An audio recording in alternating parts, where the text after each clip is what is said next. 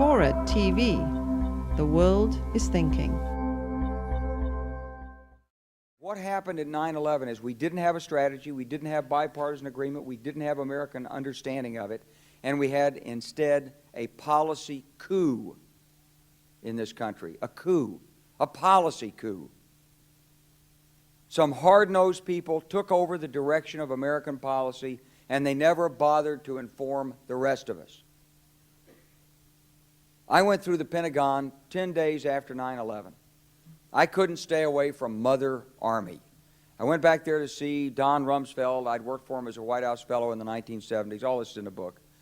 And I said, am I doing okay on CNN? He said, yeah, fine. He said, I'm thinking about it. He says, I read your book, and he said, this is a book that talks about the Kosovo campaign. And he said, I just want to tell you, he said, nobody's going to tell us where or when we can bomb. Nobody.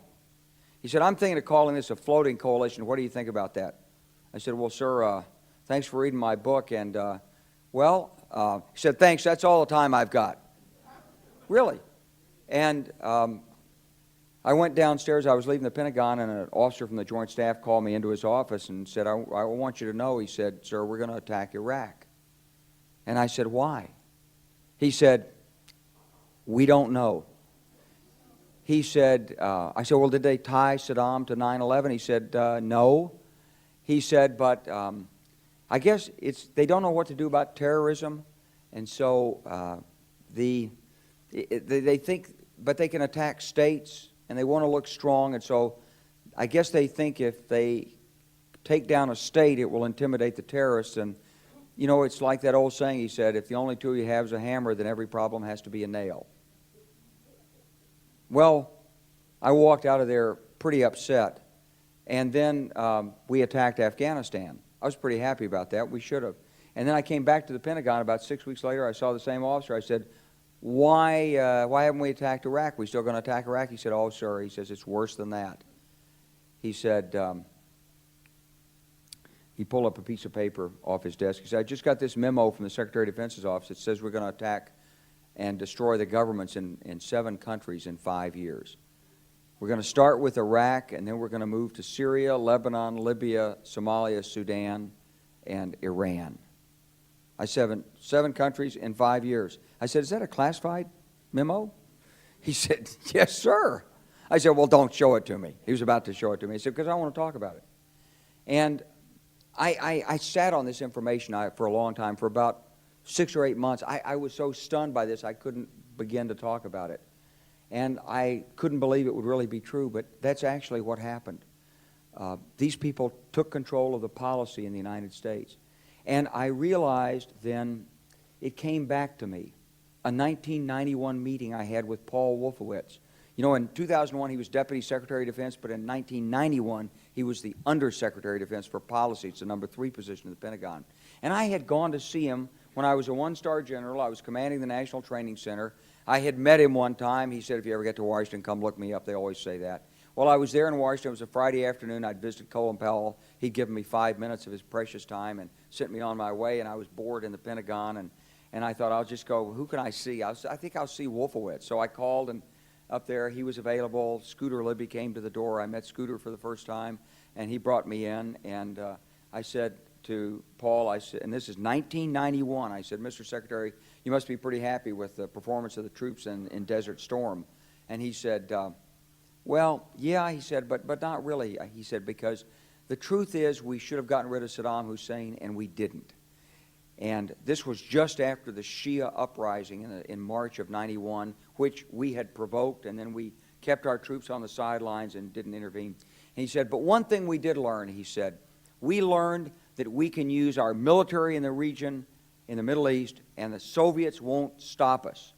He said, and we've got about 5 or 10 years to clean up those old Soviet client regimes, Syria, Iran, Iraq, before the next great superpower comes on to challenge us.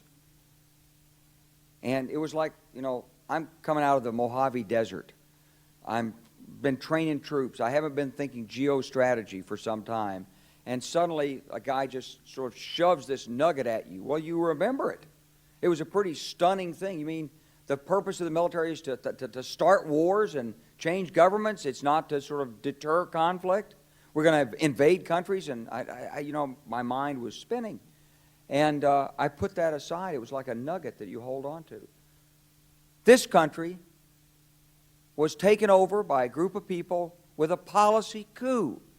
Wolfowitz and Cheney and Rumsfeld, and you could name a half dozen other collaborators from the Project for a New American Century. They wanted us to destabilize the Middle East, turn it upside down, make it under our control. It went back to those comments in 1991. Now, did anybody ever tell you that? Was there a national dialogue on this? Did senators and congressmen stand up and denounce this plan? Was there a full-fledged American debate on it? Absolutely not. And there still isn't. And that's why we're failing in Iraq. Because Iran and Syria know about the plan. All you have to do is read the Weekly Standard and listen to Bill Kristol, and he blabbermouths it all over the world. Richard Pearl the same way. They could hardly wait to finish Iraq so they could move into Syria.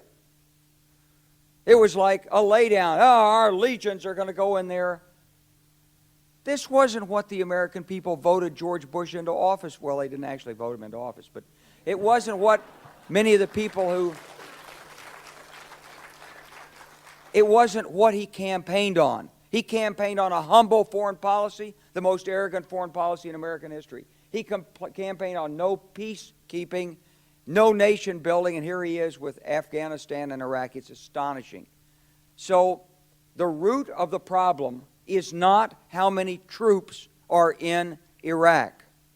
Please believe me. Don't be mad, if you're a Democrat, at your Democratic congressman because they can't reduce the troops and frustrate the president. That's not the issue. And if you're a Republican, don't be mad at the Democrats because they're fussing with the troops. Whether you're a Democrat or a Republican, if you're an American, you ought to be concerned about the strategy of the United States in this region. What is our aim? What is our purpose? Why are we there? Why are Americans dying in this region? That is the issue.